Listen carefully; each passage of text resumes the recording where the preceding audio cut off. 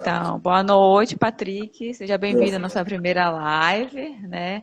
Para quem Obrigado. está assistindo, sejam bem-vindos, tá? Eu me chamo Raquel e a gente vai dar uma abertura aí sobre a saúde ocular. E o Patrick é um optometrista, né? É óptico, é formado pela Faculdade de Brás Cubas, né? Pela Universidade de São Paulo. E também leciona na instituição Foco, que é um curso técnico, de técnico em ótica. Então, eu dou as palavras para ele, né, e que ele possa estar nos orientando um pouquinho aí sobre os nossos olhinhos, como ele sempre diz. Certo. Obrigado, Raquel. Então, como a Raquel disse, eu sou formado em optometria pela Brás Cubas, São Paulo, né? E também em ótico, né? Também pelas Brás Cubas, São Paulo. E o meu objetivo na live, né, é trazer um pouco, levar um pouco de conhecimento e esclarecimento sobre o ramo óptico, a sua diferença entre o optometrista, o oftalmologista. Também vou falar um pouco sobre as diferenças das refrações, tá, dos defeitos refrativos e um pouco de patologias, patologias mais conhecidas, as que são mais, ao que aparecem mais, vamos dizer assim, né? E o que podem trazer um pouco, que podem levar à cegueira, e você está orientando quais são os sintomas, quais cuidados devemos ter em relação às patologias mais conhecidas. E por onde a gente começa, Raquel? Qual pauta, qual tema? Olha, eu queria que tu desse uma pequena explanação sobre a diferença, né, para a gente um pouquinho sobre a questão do optometrista e do oftalmologista, porque como o optometrista hoje é uma pessoa nova no mercado, né, por exemplo, eu daí não tinha nem noção que existia uma outra especialidade da questão da oftalmologia, né? Então, para a gente entender e para as outras pessoas compreenderem e não se sentirem inseguras quando forem pedir uma consulta numa ótica, né? A gente indicasse, olha, nós não temos oftalmologista, mas nós temos optometrista. E a pessoa vai ficar boiando, mas quem é? Né? Ele vai atender as minhas necessidades? Exatamente. Então, assim, a optometria, ela já é um ramo um pouco antigo, ela não é uma profissão nova, ela já tem um histórico aí antigo de formação, tá? Mas no Brasil, né, vamos adentrar um pouco no Brasil, ela não é tão antiga, ela é recente, ela é nova. Mais ou menos lá pelo ano de 2000 é que a optometria vem a se destacar no Brasil.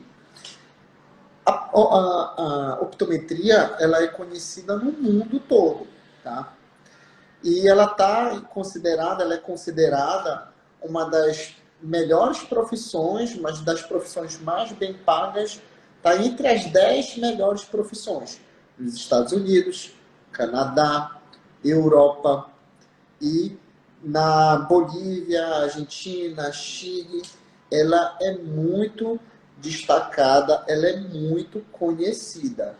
No Japão, na Ásia, tá? Então, falando da optometria como um todo, ela é tão destacada fora que dentro da ótica existe um optometrista e lá mesmo na ótica se faz a consulta com o optometrista nos Ah, outros é? países.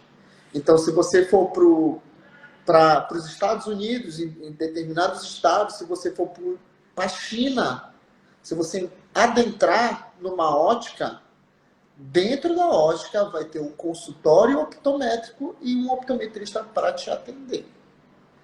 Então, é muito bem discriminado a relação optometrista com a ótica e oftalmologista com a ótica. No exterior, a pessoa só vai buscar mesmo o oftalmologista quando tem uma patologia ou precisa realizar uma cirurgia. Tá? Mas vamos voltando. O que é um optometrista? né? Como é que se dá a formação? O optometrista a optometria é um curso do ramo da área da saúde, tá?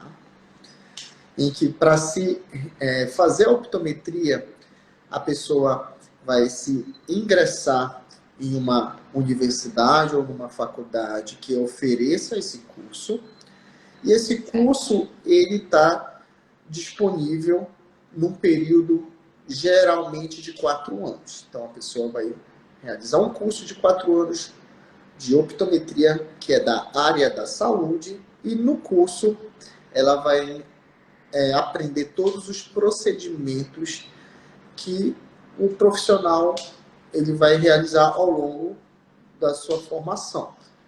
Principalmente, vai estudar patologias, porque ele precisa identificar as patologias, ele vai estudar a profundo a refração, o comportamento da luz em relação ao nosso olho, tá? E vai estudar referente ao estudo de lente. Então, é o optometrista. Diferente de um oftalmologista.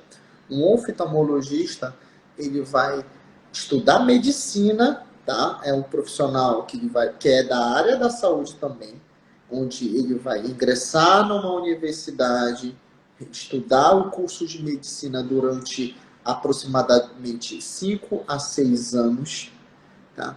Nesse período de medicina, o aluno vai estudar toda a parte da anatomia do corpo, vai estudar todas, de forma básica, todas as especialidades, cardiologia, dermatologia, oftalmologia. Então, no período de medicina, do curso de medicina, ele adentra em cada especialidade.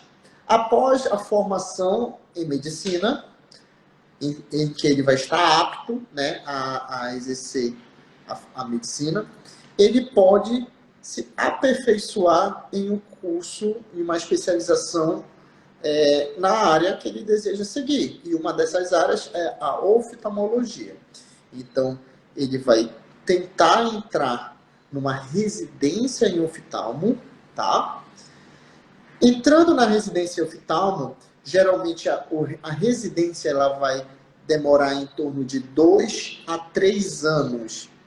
Então, entre esses 2 e 3 anos, o residente em oftalmo, ele vai aprender a estudar as patologias, a tratar as patologias, ele vai aprender a fazer cirurgias e também vai aprender a realizar refração. Então, o residente em oftalmologia, em 3 anos, ele vai ter um estudo aprofundado de cirurgia, patologia e refração. Diferente do optometrista. O optometrista tem 4 anos para realizar o estudo de refração. Então, o optometrista ele vai estudar 4 anos, basicamente, refração, tá? Que é o comportamento da luz aos nossos olhos. E o que faz nós enxergarmos é como a luz se relaciona aos nossos olhos, tá?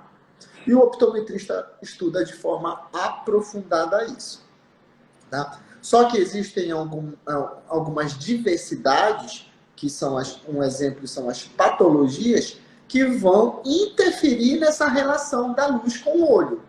Justamente essas patologias que vão interferir na luz e, consequentemente, na nossa qualidade de visão, é estudado de forma aprofundada pelo oftalmologista, e quem tem o conhecimento e quem pode tratar essas doenças são os oftalmologistas, tá? O optometrista só pode identificá-la e encaminhar.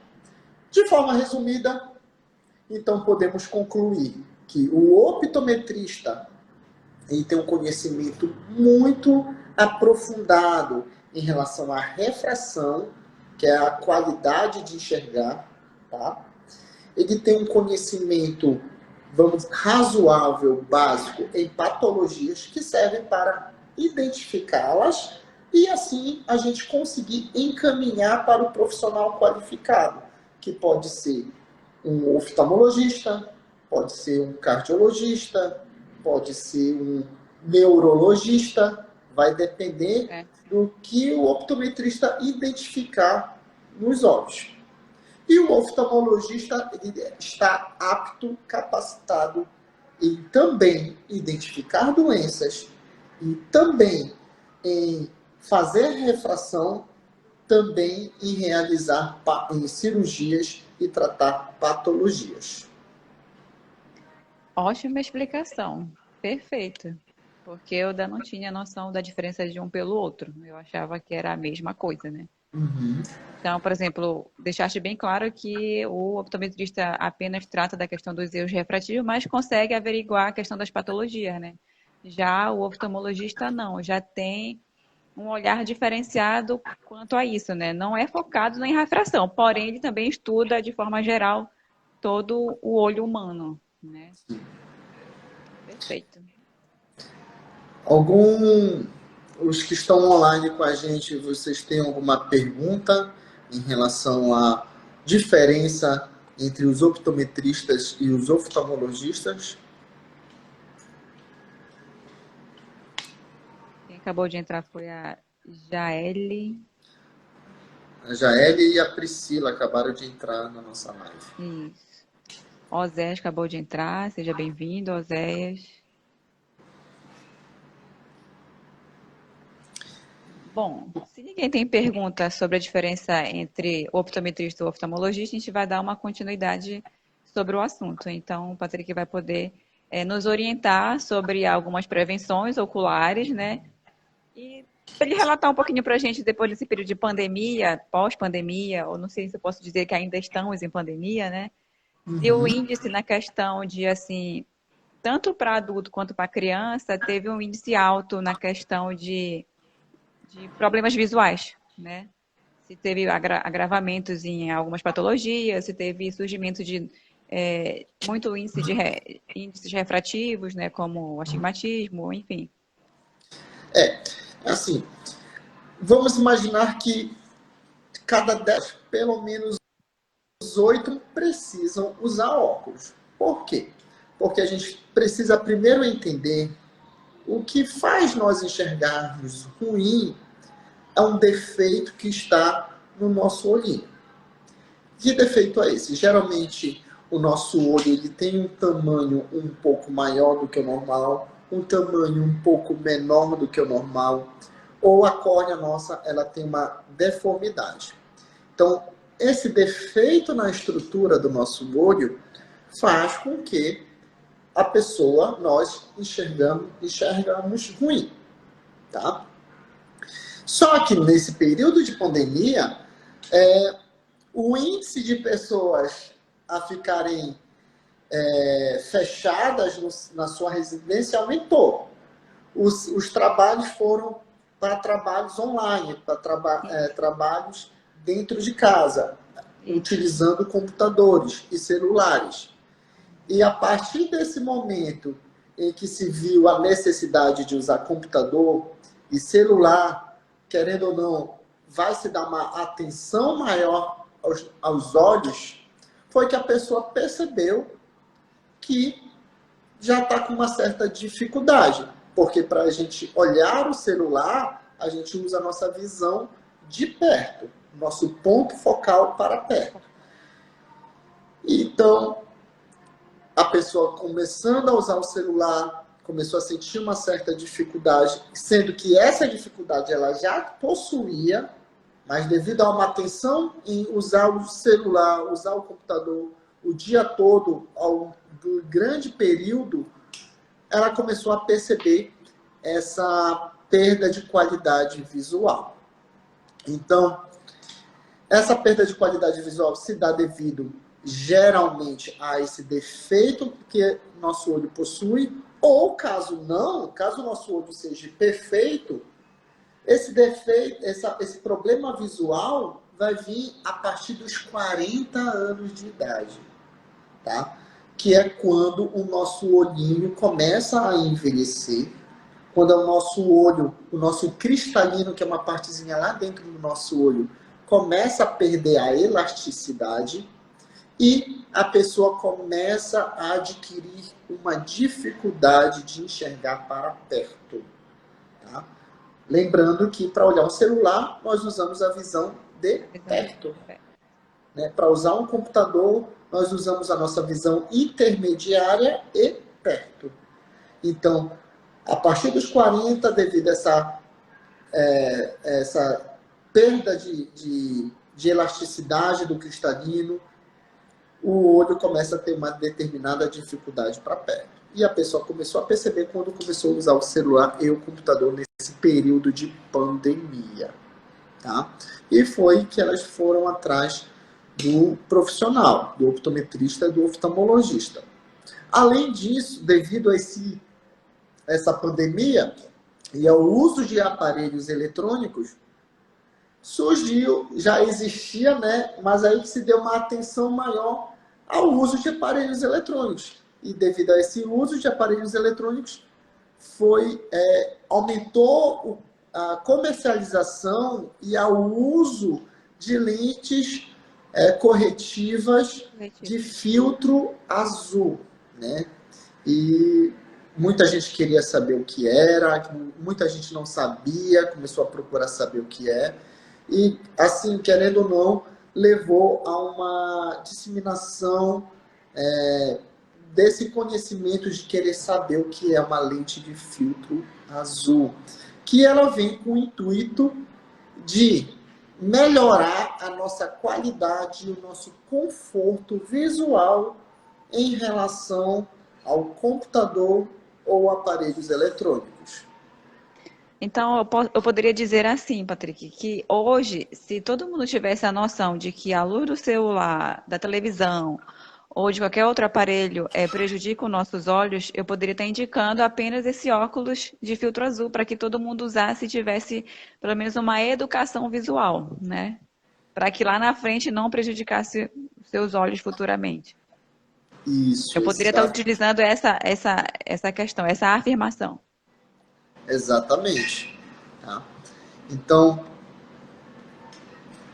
o uso de lentes de filtro azul, né, eles vão trazer um conforto visual maior, tá? Porque ele vai estar protegendo o seu olhinho dos raios ultravioletas, da luz violeta nociva, que é uma luz muito prejudicial ao nosso olhinho, tá? Então, é uma barreira. Inclusive, não sei se vai dar para reparar. Dá para reparar. Dá para reparar o teu, tem filtro. Meu óculos é uma lente de filtro azul que vem justamente com o intuito de trazer essa proteção e qualidade a mais de visão. Tá ok? Teve uma perguntinha aqui antes de entrar no assunto sobre a questão das refrações, sobre a questão se o optometrista ele pode passar medicação. Tá, boa pergunta. O optometrista, ele não pode passar nenhum tipo de medicação, nenhum tipo de colírio. Quem pode fazer apenas a neurologista. Por quê? Porque a medicação e o colírio, ele vai entrar na parte de fisiologia do olho, ele vai alterar, a partir do momento que a pessoa usa a medicação, ela vai alterar a fisiologia do olho e que pode vir a prejudicar o olhinho, alterar o olhinho, se não for usado da forma. Então,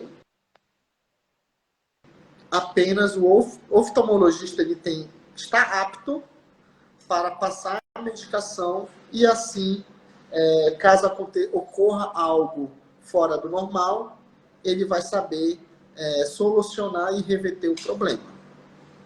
Certo, então eu, como consumidora ou usuária de óculos, em hipótese alguma, eu posso ir lá na farmácia comprar um colírio por conta própria, né?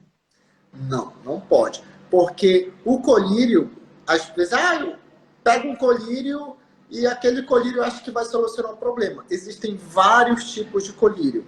Existe colírio antialérgico, existe colírio antibactericida, existe colírio antibiótico, existe colírio antiviral. Então, existe uma gama de colírios que ele vai atuar em uma determinada área. Às vezes a pessoa quer usar um colírio apenas para lubrificar o olho, mas está usando um colírio para antibactericida, entendeu? Um colírio antibiótico para uma lubrificação do olho. Então, às vezes, a pessoa usa um colírio para uma determinada coisa, mas, na verdade, está usando para outra.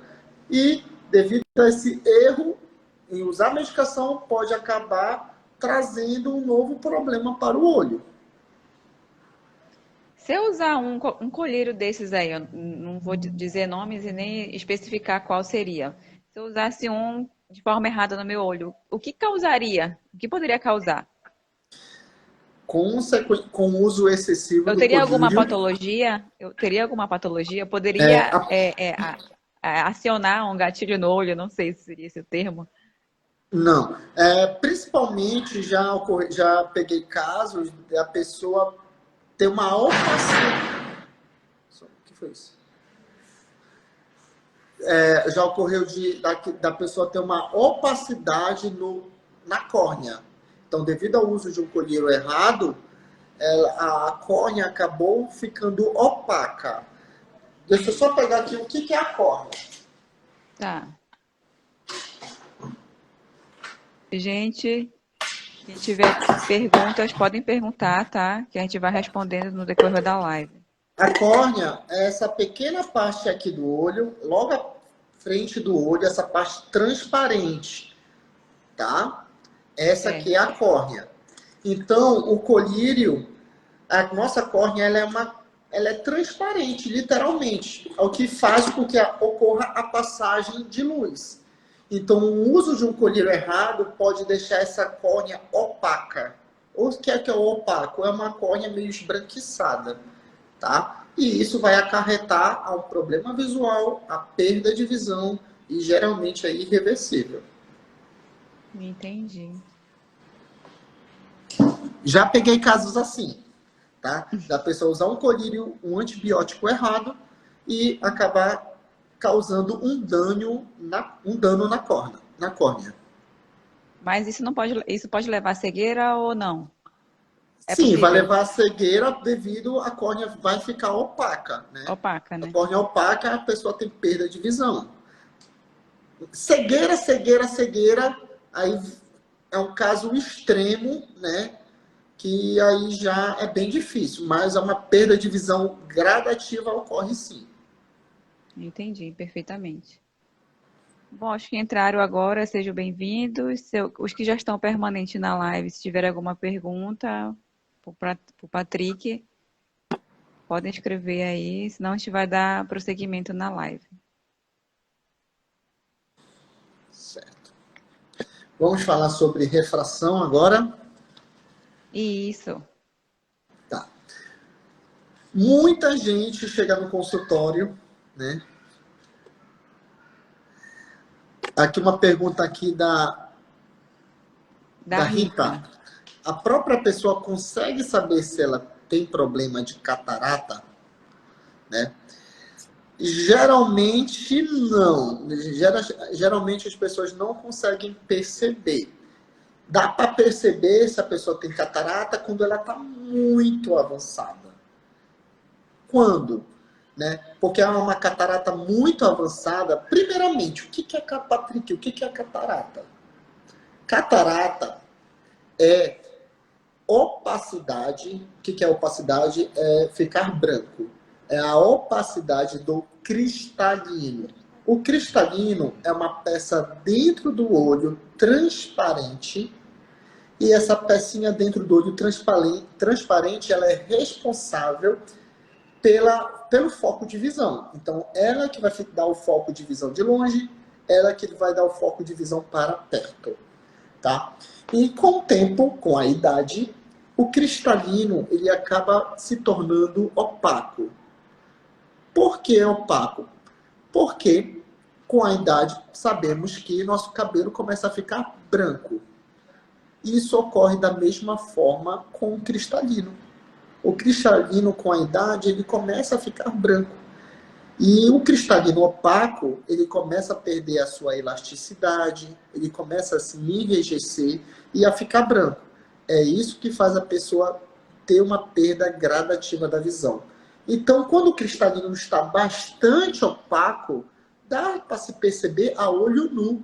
Então, a pessoa só basta jogar um foco de luz no olho que consegue perceber através da pupila uma parte branca, uma luz branca Como se se fosse uma formar película, né? uma película branca se Uma formar película, né? através da pupila, né? Mas isso é perceptível apenas quando a catarata está muito avançada, tá? Olha, a Michelle aqui colocou assim: minha irmã tá ficando com uma pequena pinta branca dentro do olho. Eu acho que ela quer saber se isso é relacionado à catarata. Eu não sei se seria uma pergunta. Assim, justamente, essa pinta branca dentro do olho, que tem que ser observado se é através da pupila, pode ser a catarata, né? Se formando. Porém, também pode ser uma outra coisa. Não tem como chegar a um diagnóstico apenas se ela tem uma pinta branca no olho, mas é uma das características da catarata, é uma película branca que dá para ser percebida através de um ponto de luz ao jogar no olho. Deixa eu te perguntar, uma pessoa que tem catarata, de dia é mais perceptível ou é durante a noite que eu consigo visualizar essa questão da película esbranquiçada do olho? A Porque, pessoa, fazendo um parâmetro assim, uma comparação com a minha cadelinha, né, que também tem o olho e já está muito velhinha. Então, por exemplo, de dia eu não vejo o olho, eu vejo o olho dela normal, mas vai beirando da tarde para a noite eu já vejo como se fosse uma camada branca que fica cinza o olho dela. É praticamente a mesma coisa que a gente vai enxergar num adulto? exatamente, é no mesmo sentido que a Mesmo gente enxerga sentido. o cachorrinho, a nossa cadela, Aham, aquela mancha branca, justamente a catarata que está se formando no animal. no animal. Isso. Tá, tem uma pergunta aqui. Quando a pessoa está usando óculos exatamente com a lente receitada pelo médico oftalmologista, mas ainda assim sente dor nos olhos e sai uma lágrima grossa, isso pode ser o quê? Tá. Olha, essa pergunta É muito específico, né? é muito específico. Eu gostaria de responder essa pergunta quando eu começar a tratar de refração. Como eu estou tratando de patologia, então Certo, vou perfeito. fugir um pouco Do foco. do foco. Então, assim quando eu chegar na parte de refração, eu respondo essa pergunta. Tá Tá, bom? perfeitamente. Tá bom. Olha, sobre a pergunta lá da Michele, sobre Só a um pinta momentinho, só um branca, momentinho. Fecha, pode fechar tudo. Me dá a chave do consultório, deixa aqui. Não, fecha tudo, fecha a ótica toda. Tchau. Pode perguntar. sobre a pergunta ainda lá da Michelle, ela tinha afirmado que a irmã dela tem glaucoma. Então, a pinta branca não é referente à catarata e sim ao glaucoma? Não, o glaucoma não dá para ser observado a olho nu. Glaucoma, ele é uma, ele só dá para ser observado através do exame específico, tá? E ele é relacionado diretamente à pressão ocular. Então, ele não dá para se observar mancha de uma forma visão nua, entendeu? Através Sim. de observação direta, tá? O glaucoma está relacionado à pressão ocular, não a qualquer tipo de mancha. Ah, tá, perfeito. Eu acho que por enquanto ninguém tem mais nenhuma pergunta, então tu pode Né? continuar aí com as patologias. Tá. Então, voltando para a catarata, né? A Ai, catarata. Patrick, desculpa, desculpa te interromper, mas tem uma pergunta daqui do Juba Neves. De quanto em quanto tempo temos que fazer exame para saber se o grau aumentou ou não? Tu pode responder agora ou depois quando tiver o erro sobre refração, né? Tá, tá. Vou responder agora essa aí, tá? Que é mais tranquilo. Tá, de quanto em quanto tempo? O certo é fazer o exame anualmente ou a cada 1 ano e meio, mais ou menos. Por dois motivos.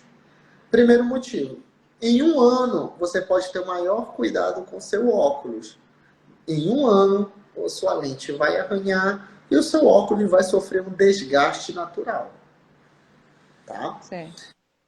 E daqui a 1 ano, você vai ganhar um pouquinho mais de idade, querendo ou não, seu corpo, seu olho vai sofrer uma mudança devido à idade, vai envelhecer. E essa mudança do seu corpo daqui a 1 ano, o seu olho vai sofrer uma alteração visual. E a gente precisa corrigir essa alteração visual, né? Através de um novo exame.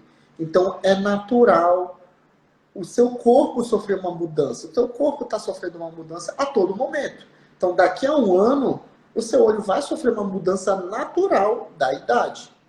E essa mudança vai ter uma ligação direta na qualidade de visão. E, consequentemente, o seu grau vai alterar. Então, respondido a pergunta aí do Jalber, né? Não recordo agora o nome dele. É Juba Neves. Tem uma outra aqui. Opa. Era do Matheus. É Matheus? No momento que eu foco minha visão em uma leitura, cai lágrimas e logo em seguida vem o sono. Pode ser algum problema de visão? Sim, tá? Vale ressaltar que a partir do momento a gente tem 3 pontos de foco. Ponto remoto, que é o foco de longe. Nosso ponto intermediário, que é o nosso foco intermediário. E o nosso ponto focal para perto. Tá? Querendo ou não, mesmo de óculos, quando a gente está usando o nosso ponto focal de perto, a gente faz um esforço visual. Que esforço visual é esse? Através da convergência. Tá? O nosso olho, ele possui vários músculos. Tá? Vários músculos, tá? Que estão no nosso olhinho. Esses músculos, eles são responsáveis pelo movimento dos olhos. Tá? Quando a gente está observando algo de perto, ou seja, o que nós estamos observando algo de perto? Celular, uma leitura, escrever, costurar, fazer a unha, ou então alguma profissão que use a visão muito de perto, professor, dentista, quem trabalha com eletrônica. Então, são profissões que exigem muito da visão de perto. Então, essas profissões, elas usam muito a visão de perto. Então, a partir do momento que eu estou usando a minha visão de perto, eu estou com o meu olho em modo de convergência. Ele está em uma posição mais próximo do nosso nariz. O nosso olho, nessa posição, eu estou trabalhando musculaturas no olho, tá? Que estão fazendo isso. A partir do momento que esses músculos estão trabalhando, se ficar um longo período nessa posição, consequentemente, meu olho ele vai sofrer uma fadiga, ele vai cansar, tá? É igual você carregar uma sacola no braço. Quando você carrega uma sacola no braço, o seu músculo do seu braço está sofrendo uma ação. Ele está trabalhando para manter aquela sacola no braço. Se você carregar a sacola por muito tempo, o seu braço vai começar a doer. Tá? A mesma coisa ocorre com os nossos olhos. Mesmo de óculos, mesmo estando com a visão corrigida, enxergando bem, se eu ter um excesso de visão, ficar muito tempo olhando para perto, eu vou acabar cansando a minha visão do mesmo jeito.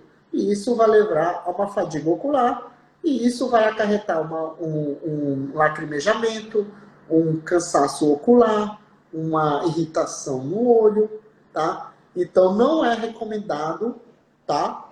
você ficar muitas horas olhando para perto. A cada mais ou menos 1 hora, 15 minutos de descanso visual. O que é o descanso visual? Olhar para qualquer canto, menos para perto, para eu relaxar a minha musculatura ocular. Nessa questão, no momento que eu posso relaxar a musculatura, eu poderia estar fazendo algum exercício para que aliviasse, por exemplo, no caso de uma dor, por eu estar convergendo muito o olho, eu poderia estar usando desse mecanismo de fazer exercícios oculares, tipo movimentos para a esquerda, para baixo, para cima, para o lado. Olha, esses movimentos, eles Te são mais pergunto isso usados. porque eu faço. Eu te pergunto Esse porque eu movimento. faço isso porque eu tenho ardência nos olhos, né? Se eu passar muito Isso. tempo focado no telefone. Tá, esses movimentos são usados mais para trabalhar mais a musculatura do olho, né? Consequentemente, vai deixar essas musculaturas mais enrijecidas, mais fortes. É igual você ir para academia e trabalhar, fazer exercício nas máquinas. Você vai deixar seu músculo mais forte, mais resistente. Esses exercícios oculares também estão nesse mesmo sentido. Tá? Então, a partir do momento que eu trabalho exercícios de convergência, eu estou exercitando esses músculos e deixando eles mais fortes, cansando menos essas musculaturas. Entendeu? Então, eles funcionam sim. Perfeito. Alguém mais tem alguma pergunta, alguma curiosidade? Olha, a Soraya, a partir de que idade uma criança consegue responder bem a um exame de vista? A partir de qual idade uma criança consegue. Não tem uma idade definida, tá? O primeiro o exame de vista que a criança faz, que o bebê faz, é quando ele nasce, que é o teste do Que é o olhinho, do olhinho. tá? Então, o primeiro exame que se faz é quando o bebê nasce, que a gente faz o teste do olhinho, que o teste do olhinho se consiste em se jogar a luz dentro do olhinho para observar a retina, tá? Para saber se o bebê nasceu com a retina saudável ou não. Então, qualquer alteração na retina, qualquer sinal de patologia, nós conseguimos identificar através do teste do olhinho, que é um teste bem simples, que é apenas jogar a luz no olhinho para saber se a retina consegue refletir essa Responder, luz, né? responder. E criança de 1 ano, 2 anos, 3 anos, o optometrista e o oftalmologista estão aptos em realizar uma refração. Justamente existem mecanismos e ferramentas apropriadas para isso, né? Quando a criança tem 1 aninho e ela não consegue é, é, dialogar de uma forma correta, né? A gente usa através do aparelho da retinoscopia. O aparelho que é retinoscopia é um aparelho onde a gente consegue observar a refração da luz no olhinho e assim subtrair, conseguir tirar 1 grau dessa refração que esse olhinho possui, tá? Que é a retinoscopia, tá bom? Quando a criança está com 3, 4 anos, quando ela tem um diálogo melhor, quando ela consegue responder de uma forma melhor, a gente utiliza mecanismos e ferramentas apropriadas para essa pessoa. Então, desde o nascimento até o final da vida, né, o optometrista e oftalmologista, ele tem ferramentas e mecanismos necessários para atender aquela pessoa. Mas numa criança de zero, tipo, de zero eu acho que a meia idade, eu não sei exatamente, porque estudando, né? A gente vê que tem a questão da maturidade do olho, né? No qual vai se formar o olho, né? Perfeitamente, né? Então, até um certo Exatamente. período tem a questão de o oftalmologista ou optometrista ter como corrigir tal deficiência, né? Entre aspas, deficiência, né? Exatamente. Mas é que tá. Um exame de rotina a cada 1 ano, a cada ano, nós conseguimos observar como é que está o desenvolvimento ocular, né, daquela criança, daquele bebê, né? Então, nesse exame, se for observado qualquer uma alteração que venha a dificultar a visão do paciente, daquela criança, nós temos que trabalhar, usar ferramentas para corrigir. Por quê? E o período de correção, de melhor alcance, de melhor correção da visão é no período de maturação visual. Esse período de maturação visual é do nascimento até os 8 anos de idade. Então, nesse período, até 8 anos de idade, o olhinho está em constante formação e essa formação é crucial para a melhor qualidade visual, que a gente tem que aproveitar essa formação do olhinho, essa evolução da formação do olhinho, para tratar e corrigir qualquer problema que o olho venha a ter. Por quê? Passou o período de maturação, ou seja, até os 8 anos, essa criança tinha um problema e não foi tratado antes, esse problema vai acarretar a uma perda visual e que não vai ser e não vão conseguir tratamento mesmo depois dos 8 anos, mesmo após a correção. Ela vai perder qualidade de visão porque não foi corrigido no período de maturação, que é até os 8 anos de idade. Perfeitamente. Bom, por hora não tem nenhuma pergunta a mais. Pode seguir. Posso? Tá? Pode. Vou falar um pouco, então, eu falei sobre catarata, né? A catarata, ela é uma opacidade do cristalino. E essa opacidade do cristalino, ela vem a trazer uma mente para enxergar para perto, ou mito, perdão, para longe, tá? E essa opacidade, ela tem como característica, a pessoa vai começar a enxergar meio embaçado, anevoado e acinzentado. Então, o cliente, o paciente, ele vai sempre reclamar, olha, estou enxergando meio acinzentado, meio anevoado para longe.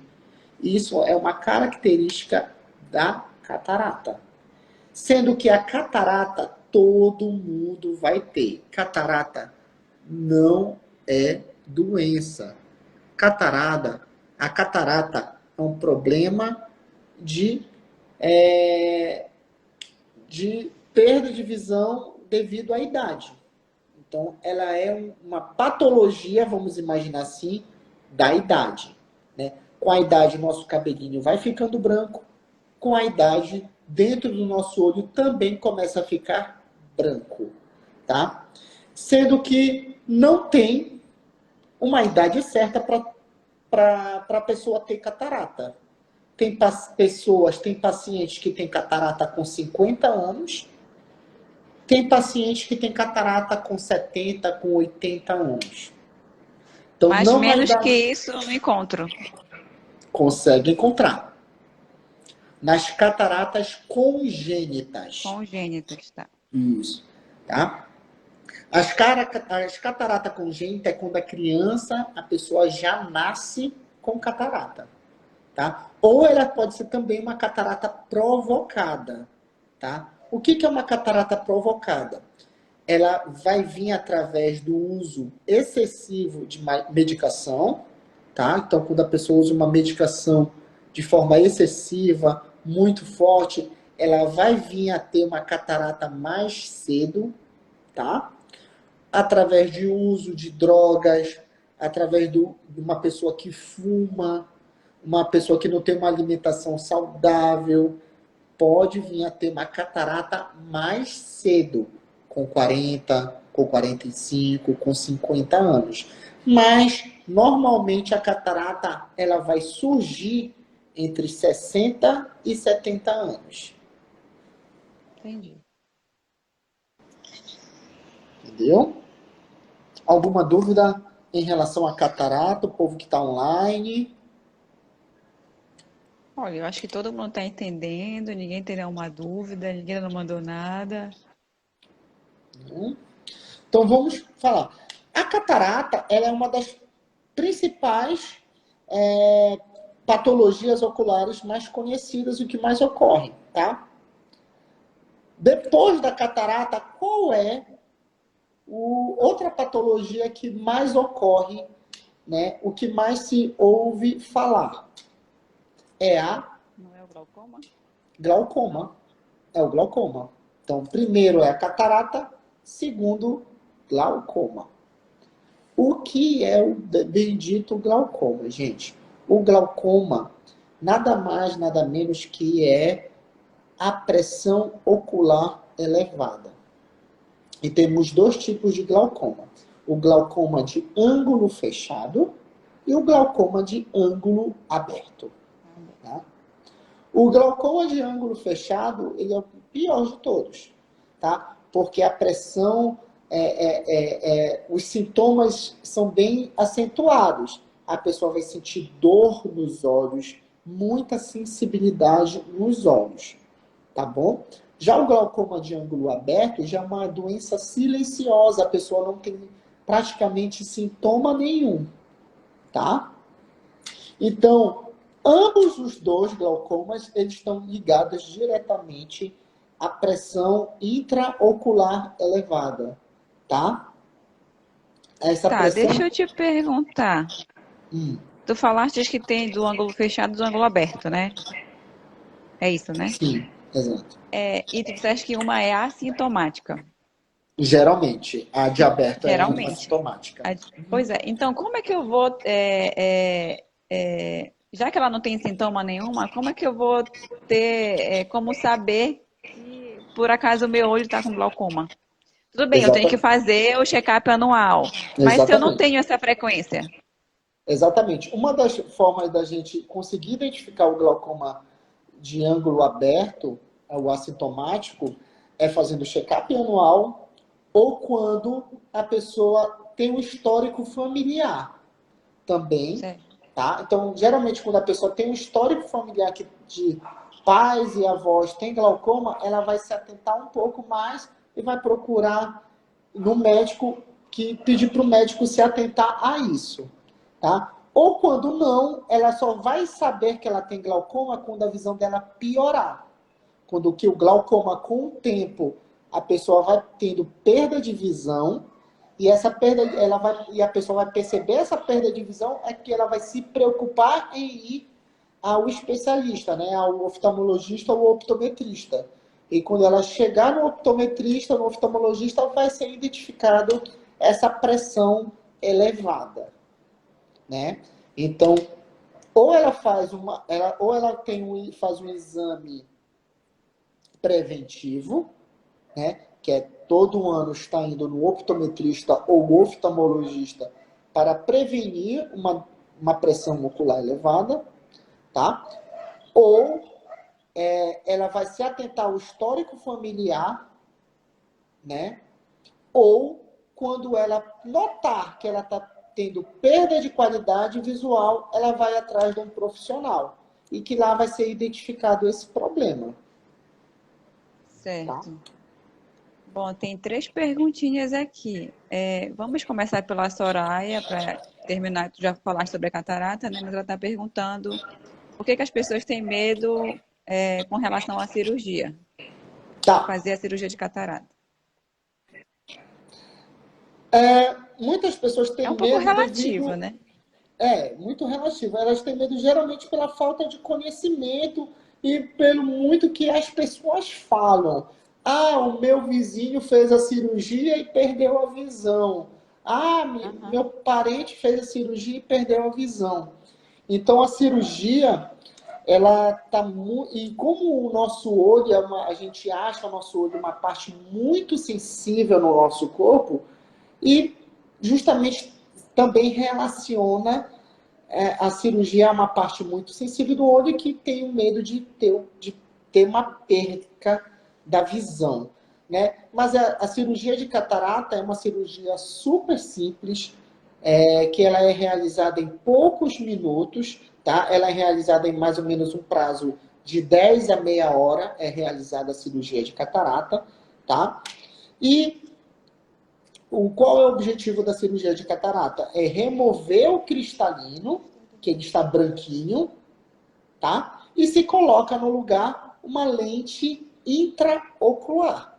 Essa lente intraocular, ela vai fazer a função do cristalino, né? Que justamente é enxergar melhor. Lembrando que o cristalino ele estava opaco, ele estava branco, por isso que a pessoa não enxergava, e se remove aquele cristalino, coloca uma lente intraocular transparente, fazendo a pessoa enxergar com mais qualidade e nitidez, tá? E o grande problema é a pessoa deve ter um pós-operatório, um resguardo bom. Porque o que vai definir, geralmente, se a cirurgia obteve sucesso ou não, é um resguardo ou uma pós-cirurgia boa. Tá? A pessoa não pode dormir de bruço, a pessoa não pode comer comida remosa, a pessoa não tem que abaixar a cabeça, a pessoa não pode fazer força, tá? Então, geralmente, a pessoa sai da cirurgia como se tivesse nada acontecido, andando normalmente, e ela vai abaixar a cabeça, ela vai fazer força, e isso vai acabar causando um dano ao olho pós-operado e perdendo a qualidade de visão. Mas deixa eu te perguntar, quando acontece isso, o fato de eu abaixar a cabeça, é porque é devido à pressão que a gente tem de abaixar a cabeça, que é como se o olho viesse para frente, é por conta disso? Aí fosse prejudicar a lente que está dentro do olho? É por conta dessa? Não, querendo ou não, a partir do momento que eu abaixo a cabeça, eu estou exercendo uma pressão, né? E essa Sim. pressão vai movimentar o olho, e esse movimento forte do olho pode vir a mudar a posição da lente intraocular dentro do olhinho, né? Que ela está recém colocada lá dentro, tá?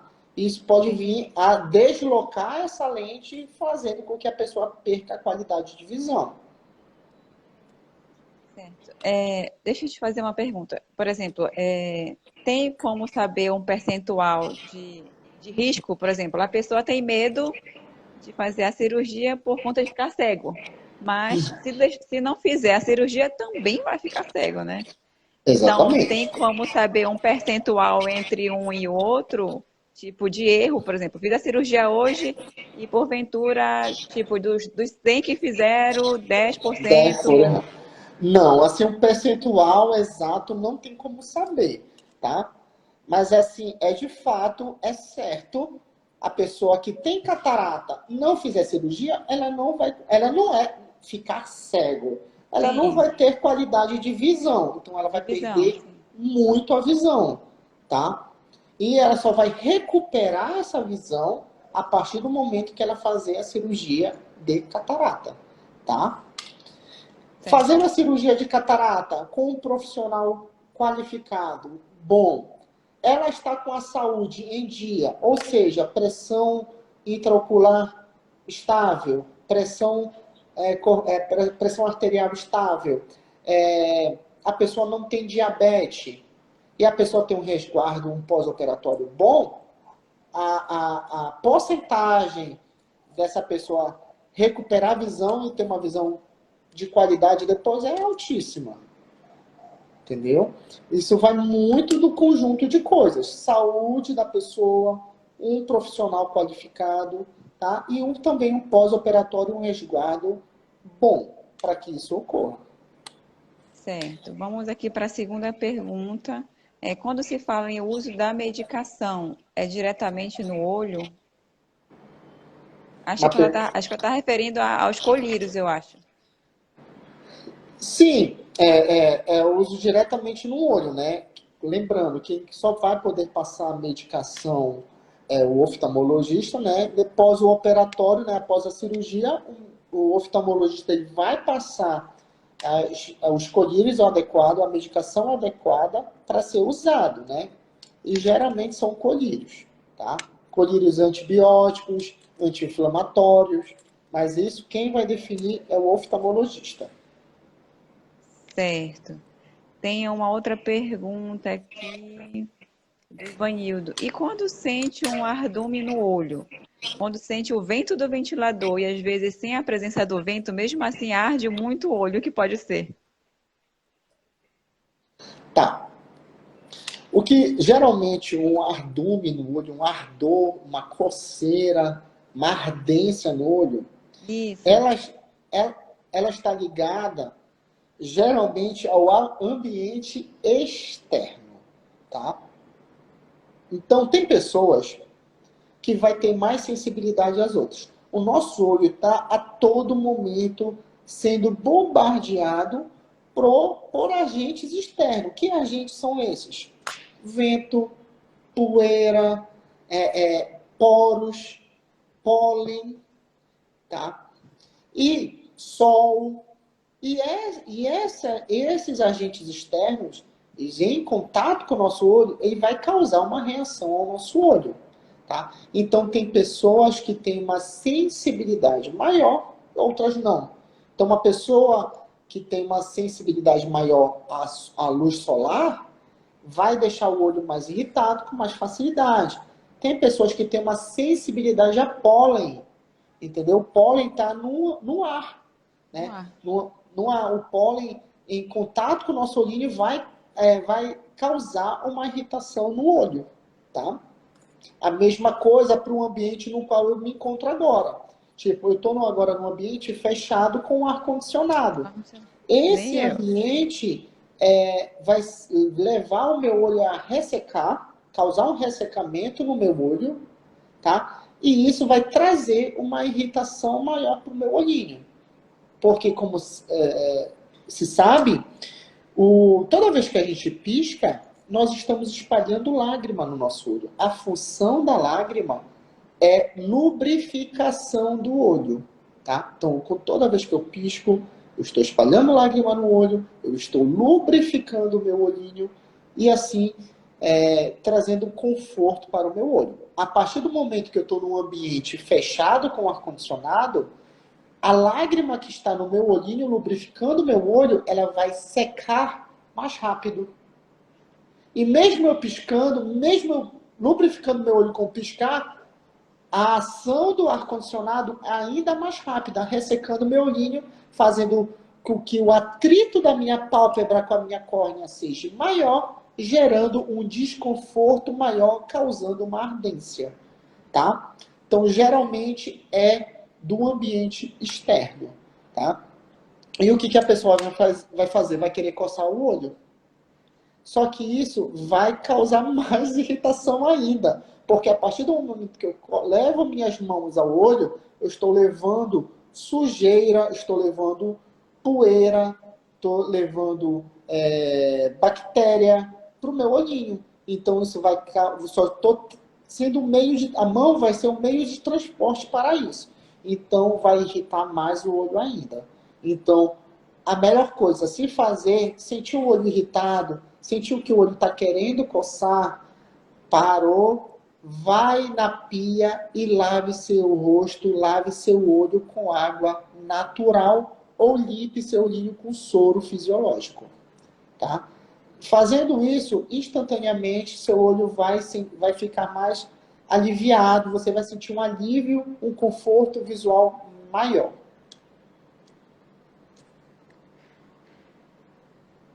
Perfeito.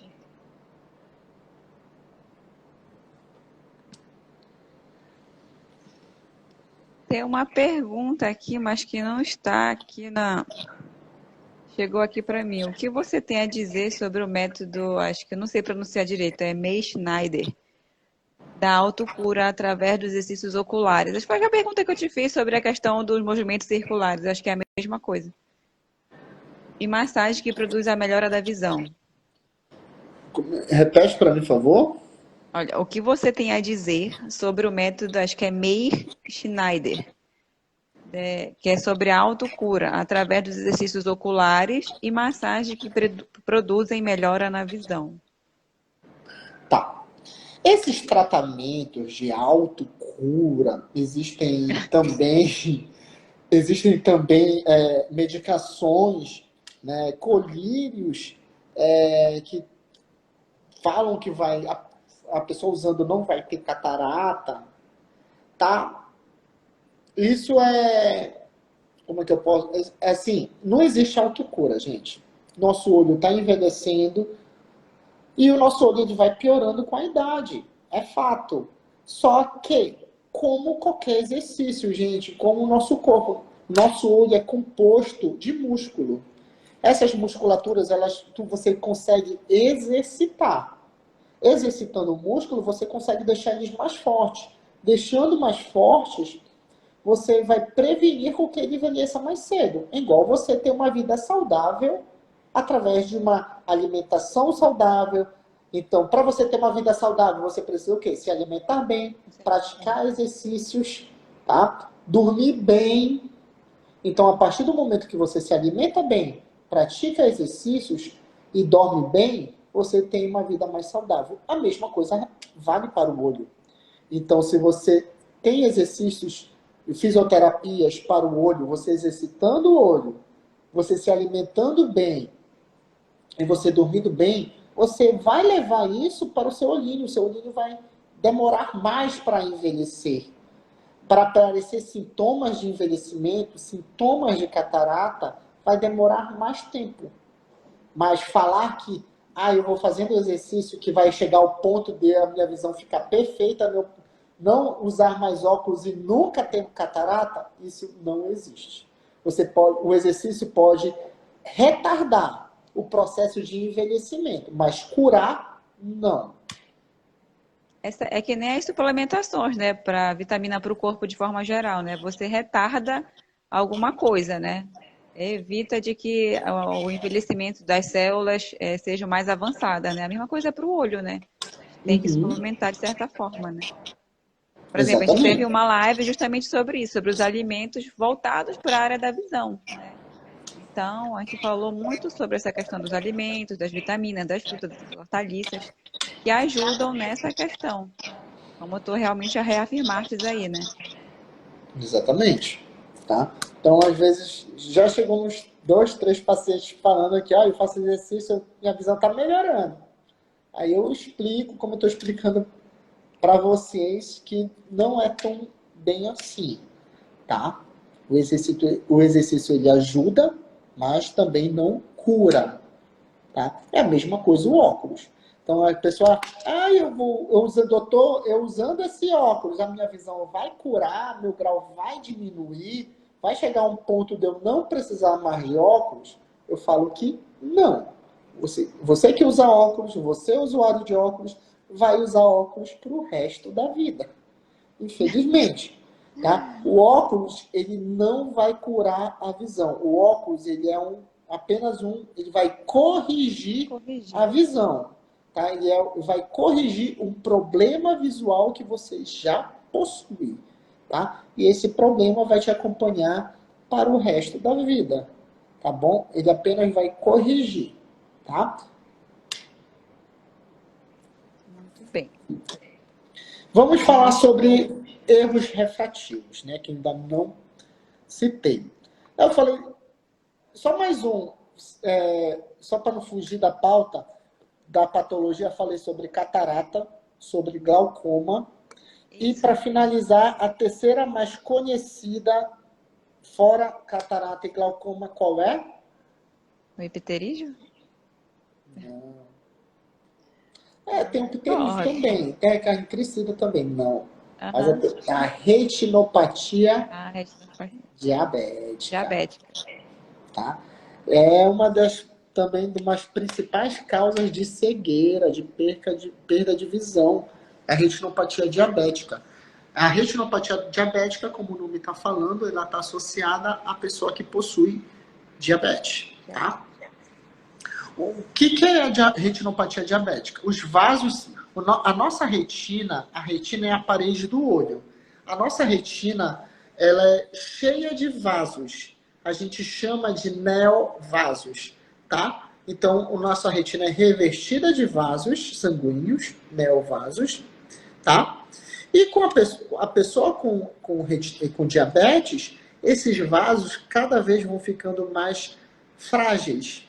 Esses vasos frágeis vão levar a um extravasamento do sangue para a retina, tendo literalmente o sangue vai vazar no olho, tá? Levando danificando a retina, fazendo a pessoa perder a visão, tá?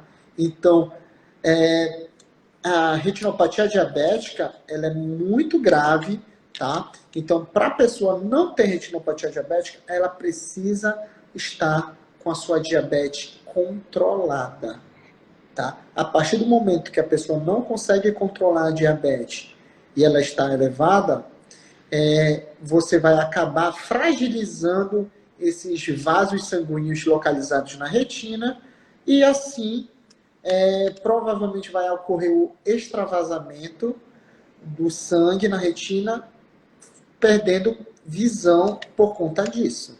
Perdendo qualidade de visão e até perdendo a visão totalmente por causa disso. Tá? Deixa eu te perguntar. E tá, tu falaste sobre a questão para quem tem diabetes, né? E a pessoa que adquiriu a diabetes tem que ter o mesmo cuidado? Sim, mesmo cuidado, tá? Mesmo Por exemplo, eu cuidado se a pessoa não tinha diabetes, mas por agora algum tem. motivo agora tenho, né? Mesmo cuidado, tá? A partir do momento que eu tenho uma diabetes elevada, eu estou botando em risco a minha retina através dos neovasos, que eles podem sofrer uma ruptura devido a essa situação. Deixa eu te fazer outra pergunta. Na gravidez, normalmente tem mulheres que têm diabetes na gravidez, né? Durante a gravidez, né? É possível o bebê dela ter diabetes ou não tem nada a ver? E ter problema na visão ou não? Ou não tem uma relação com isso?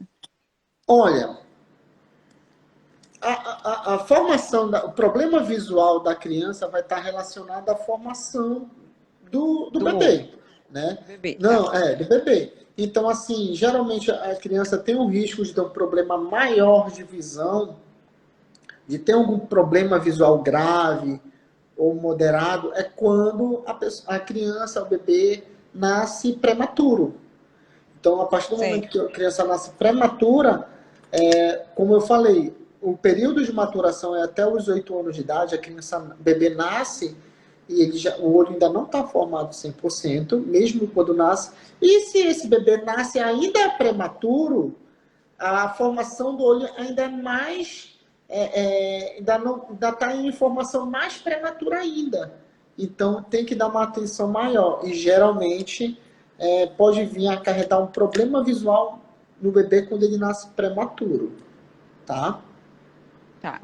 Mas, assim, não está relacionado assim, a mãe tem diabetes e isso fazer com que o bebê tenha algum problema visual relacionado a isso. Tá bom, perfeito. Vamos só tentar ser um pouquinho mais breve, depois que já tem 1 hora de live, né? Sim. E a gente finalizar com os erros refrativos. Tá. E para finalizar sobre patologia, falar sobre pterígio. O que é o pterígio? A famosa carne crescida. Gente, a carne crescida nada mais, nada menos é do que uma formação, né, de carne que ela começa, né, no canto do olho, tanto na parte de fora como de dentro. E isso faz com que a pessoa sinta muita irritação no olhinho, coce muito o olhinho, o olho fique muito vermelho, a pessoa sente a sensação de areia no olhinho, tá? Isso é tudo devido a essa carne estar no olho, tá? E por que a pessoa tem essa carne? Ela está ligada diretamente à genética, tá? Então, geralmente, vem de família, tá? É uma carga genética de proteção que a pessoa traz e também é uma forma do olho se proteger contra algo que esteja agredindo o olho. O que agride o olho, gente? Sol, poeira, fumaça, calor, produto químico. Então, qualquer agente externo que venha a agredir o olho, para se proteger, ele vai criar essa carne como forma de proteção, como forma de envolver o olho para querer proteger ele.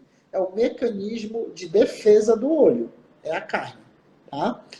E vai, consequentemente, é uma carne que vai trazer esse incômodo para a pessoa. A única forma de tratamento para carne crescida é a cirurgia, que é a remoção da carne crescida.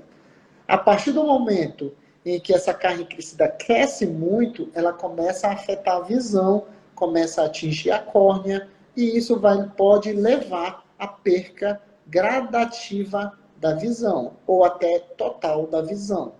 Para isso, é necessário fazer uma cirurgia para remover essa carne, para evitar isso, tá bom? Se não fizer a cirurgia, ela vai crescer e a pessoa pode vir a perder a visão. E quem apenas pode realizar é o oftalmologista especialista em uma cirurgia de remoção. Tá, só para finalizar, deixa eu te perguntar. Como é que eu sei que eu tenho essa questão no olho Carne esqueci o crescida? nome, da carne crescida? Pterígio? Ela vai, pterígio, eu vou de imediato verificar a carne no olho? Como é que eu sei que eu tô com pterígio? Ah, a pterígio dá para se observar a olho nu, né? Ela começa a se formar na parte branca do nosso olho, que é a esclera. Então, ela começa a se formar na parte branca, há uma formação de vasos bem maior do que o normal, né? Na área em que ela está, e a pessoa consegue perceber a olho nu essa formação dessa carnezinha de um aglomerado maior de vasos sanguíneos. Entendi. Tem uma pergunta aqui. O que o problema, não entendi. O que o problema no olho? Acho que é qual o problema no olho quando tem secreção amarela que nem pus? Acho que é isso. Tá. Secreção amarela no olhinho, que nem pus, isso é proliferação de bactéria. Então, é alguma doença relacionada à bactéria no olho. Pode ser uma conjuntivite bacteriana, tá? Pode ser uma blefarite avançada, tá? Então, apenas a observação do oftalmologista e através de exames específicos é que se dá para chegar à conclusão do problema, da doença. Mas a partir do momento que existe uma secreção amarelada, parecido como pus, há uma secreção amarelada, isso significa provavelmente que há bactéria na região e justamente é uma doença ligada a isso. Isso também pode causar coceira, incômodo, né? Pode Vai dar também a causar questão do incômodo coceira, da vai causar visão, né? incômodo, vai sentir o olho grudado, vai sentir o olho Grudado. grudar, entendeu? Mas secreção amarelada, provavelmente bactéria e diretamente no oftalmologista. Ele é quem vai conseguir passar o tratamento adequado, passar a medicação adequada para tratar a possível doença que venha a ter. Certo. Então, respondida aí a pergunta do Nando. Tá? E para a gente finalizar, vou falar agora sobre as ametropias, tá? Que são os defeitos refrativos que todo mundo conhece, que a maioria conhece apenas um defeito refrativo, que qual é? Eu sou míope. Todo mundo, eu tenho miopia. Eu sou míope. Eu tenho miopia. Chega no consultório, qual é o seu problema? Eu sou míope. Mas, na verdade, é outro problema, não é miopia, mas todo mundo, o único defeito refrativo que as pessoas conhecem é a miopia. Só que, gente, nós temos 3 defeitos refrativos: miopia, hipermetropia e astigmatismo. Tá? Vou falar de cada um, começando pela miopia, que é a mais conhecida. A miopia, ela é um defeito refrativo ligada ao crescimento do olhinho. Geralmente, o míope tem um olho maior do que o olho é maior do que o normal, tá? Mas isso é uma forma interna do olho, não dá para ser percebido a olho nu, tá? Então, algumas estruturas podem fazer com que o olho seja maior ou menor, tá? Isso faz a pessoa ser míope. A miopia tem como característica dificuldade para longe, apenas para longe, tá? Então, o míope não enxerga para longe. E esse não enxergar para longe vai estar relacionado diretamente ao grau que ele usa. Então, que ele necessita. Então, uma pessoa com pouco grau, ela vai ter uma qualidade de longe melhor. Uma pessoa com grau maior, ela vai ter uma dificuldade de enxergar maior para longe. Então, dependendo do grau, a dificuldade de miopia é ou não avançada, entendeu? Então, ela vai ter mais ou menos dificuldade dependendo do grau que ela utilizar, tá? Os sintomas, geralmente o míope não apresenta sintomas, tá? O sintoma que ele vai apresentar é apenas a dificuldade de enxergar para longe, tá? Mas geralmente o míope não sente dificuldade, não sente dor de cabeça, não sente cansaço na vista, tá? O sintoma ele vai chegar no consultório, doutor, não enxergo para longe, tá? Ele vai chegar com essa reclamação, tá? Diferente da hipermetropia, gente. A hipermetropia também é uma dificuldade para longe, tá bom? Só que em graus baixos, ela é percebida mais como dificuldade para perto, tá? Em grau baixo, ela é percebida mais como dificuldade para perto. Em grau alto, ela é percebida em dificuldade para longe, tá? A hipermetropia, diferente da miopia, a pessoa tem um olho geralmente menor, que faz a pessoa ser hipermétrope. E, devido a essa condição, a pessoa conseguir enxergar mais com dificuldade para perto, ela vai, geralmente, o sintoma principal, dor de cabeça. Então, por ela fazer um esforço visual maior para perto, ela vai sentir geralmente, dor de cabeça em excesso. Cansaço visual em excesso, tá? Então, tem Então, como todo se... mundo que usa a visão de perto tende a ter a hipermetropia por estar utilizando muito a Sim, convergência, no caso, né? sim, tá? Então, geralmente a pessoa vai reclamar muito que está tendo dor de cabeça, vai reclamar que está sentindo dificuldade de enxergar de perto, tá? Quando a pessoa chegar com essa reclamação, provavelmente, antes dos 40 anos, significa provavelmente que ela tem uma hipermetropia, tá? E, por último, tem o astigmatismo, que todo mundo não consegue falar, tá? Que é o astigmatismo.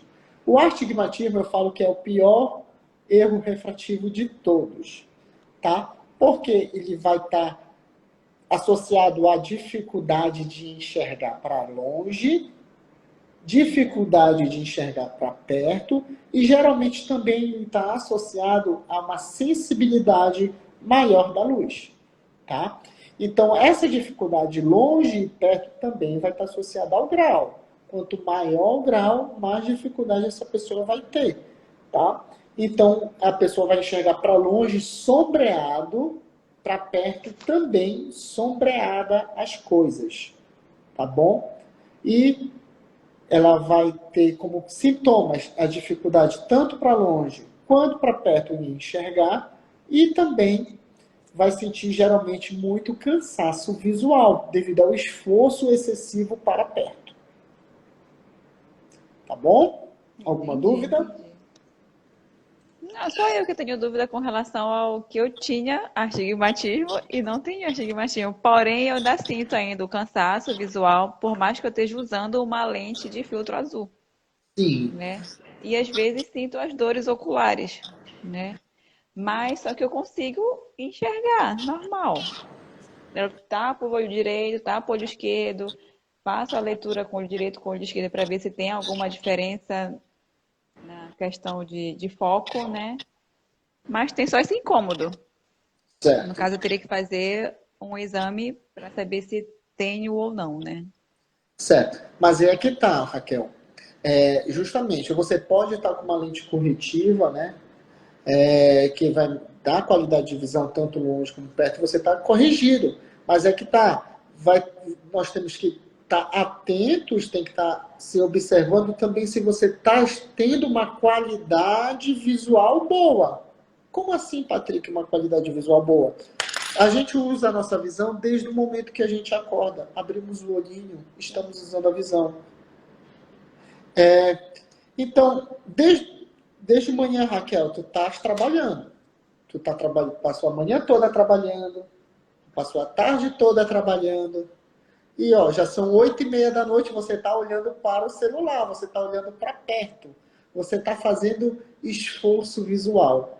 Então, mesmo com óculos, mesmo você corrigido, se você fizer esforço visual em um longo período, no caso, o seu dia normal de trabalho, vai chegar à noite, você vai sentir um cansaço, um desconforto visual maior, devido ao excesso de esforço que você fez ao longo do dia. Isso é normal. É normal chegar no final do dia, você sentir uma fadiga ocular, você sentir um cansaço visual, como o restante do teu corpo. Teu corpo também está cansado. Tuas pernas estão cansadas. E isso também é natural com o olho, com os olhos. Então, às vezes a pessoa associa, só porque eu estou de óculos, pronto, tem que acabar 100% meus problemas visuais. Não é assim, gente. Não é só porque eu estou de óculos que não é para eu mais sentir dor nos olhos, não é mais para eu sentir cansaço visual. Não, o teu olho não é de ferro. O teu olho não é um homem de ferro. Entendeu? Ele cansa. Mesmo de óculos, ele vai cansar. Tá? Então, como o resto do teu corpo, o teu olho precisa de descanso. Não adianta você passar o dia todo trabalhando, chegar à noite, ficar no celular, dormir tarde, que teu olho vai ficar cansado. Tá?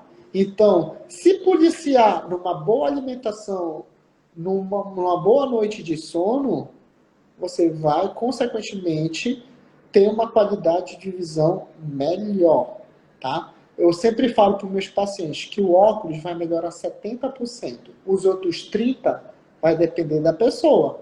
Se ela tem uma qualidade de vida boa, se ela tem uma alimentação boa, se ela dorme bem, ela vai também melhorar esses 30%. Tá bom? Verdade. Então, quero saber quem ainda está na live. Dá as palminhas para o Patrick, né? Se alguém tem mais alguma dúvida, pergunte agora ou cale-se para sempre. Eu vou deixar a live salva, né? Quem tiver na live, se quiser fazer um print e marcar o Patrick, lá tem, é só colocar roupa Patrick Nunes, né? E seguir ele lá, ele é optometrista, né? Qualquer dúvida, pergunta para ele, né? E se você quiser conhecer um pouco sobre armações e lentes, é só você marcar a Ótica Rave, né? Isso. Então, Patrick, foi um prazer. Muito obrigada pela live, pelo conhecimento, né? É o que a gente quer passar para as pessoas hoje é conhecimento, porque nem todos têm essa porta aberta, né, sobre patologia, sobre erros refrativos. Então, muito obrigada pela sua presença, pelo convite, né? Então, até uma próxima live. Eu vou tirar uma foto aqui e a gente vai marcar lá. Perfeito. Tá bom? Eu agradeço também pelo convite, né? E poder passar esse conhecimento um pouquinho para as pessoas, para elas estarem mais atentas, para elas terem uma melhor observação da sua saúde visual, né?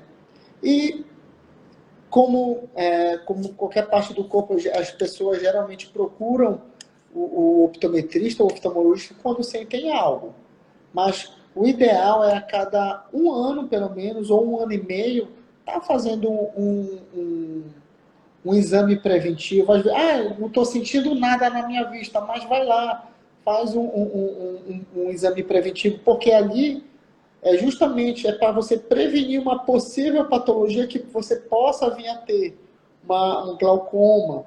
Às vezes a pessoa tem um erro refrativo baixo, tem uma dor de cabeça e ela nem sabe por quê.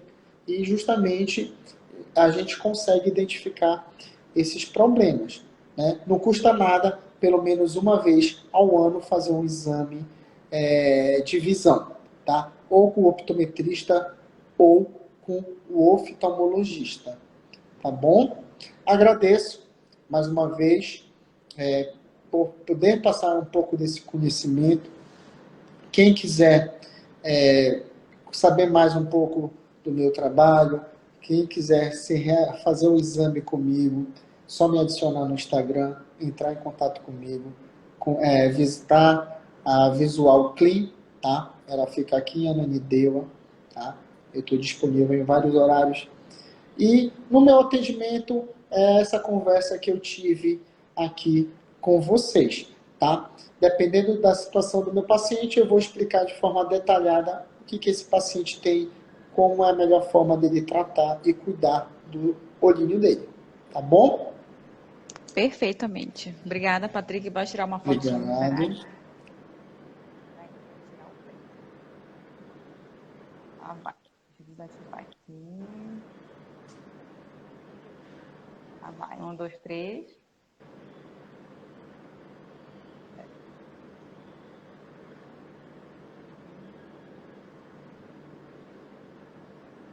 Pronto, já foi. Show. Muito obrigada, Valeu, uma boa Raquel. Até noite a e até a próxima. próxima. Tchau, Valeu. Tchau, tchau. tchau.